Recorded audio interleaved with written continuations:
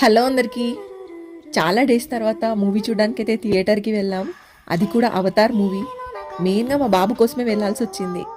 Avatar second part the way of water నాకు చాలా నచ్చింది. సో ఈ పార్ట్ కూడా అంతే బ్యూటిఫుల్గా ఉంటుందేమో అని ఎక్స్పెక్ట్ చేసి అయితే వెళ్ళాం. బట్ హానెస్ట్లీ చెప్పాలి అంటే ఈ మూవీలో ఫుల్ యాక్షన్ అండ్ ఫైటింగ్ కూడా ఎక్కువ అనిపించింది.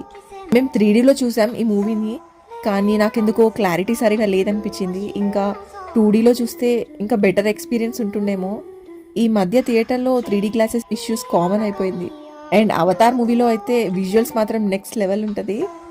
స్క్రీన్ మీద సీన్స్ అయితే చాలా రిచ్గా బ్యూటిఫుల్గా ఉంటాయి. కిడ్స్కి అయితే విజువల్స్ అన్నీ డిఫరెంట్గా అట్రాక్ట్ చేస్తుంది.